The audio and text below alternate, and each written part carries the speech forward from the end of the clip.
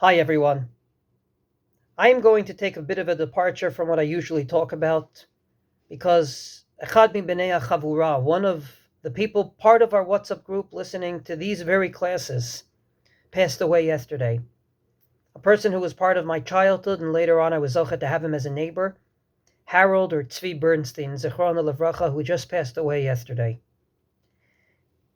Harold was someone that amongst many things taught us that you can keep both Orech Chaim and Choshen Mishpat together with Yoreh Deah without having one come at the expense of the other.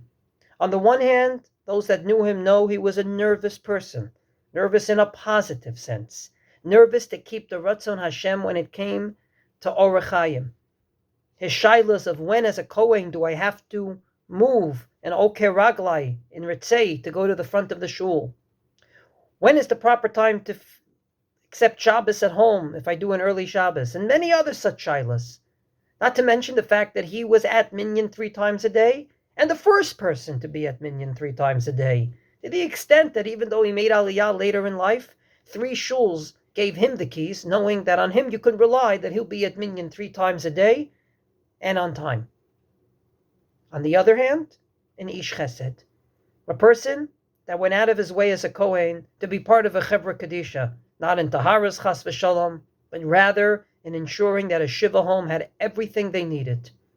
I remember when our family was sitting Shiva, he davened early, but came every single morning just to make sure we had a minyan, and stayed till there was a minyan, and then felt he can go home and eat breakfast. We sometimes think, and in error, that it's impossible to combine between Ben Adam Lamakom or Ben Adam Lechaveru, that one of them is going to suffer. If you're very, very careful about Shabbos and davening and brachot before you eat, then usually you're not a giving person. And vice versa.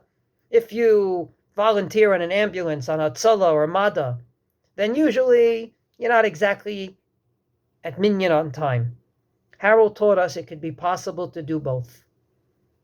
Yehi Zichro Baruch, to his family and to the many that knew him.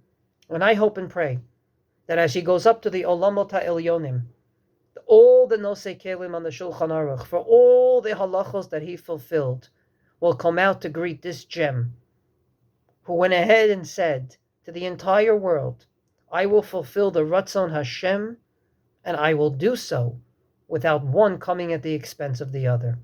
Yehi Zichro Baruch.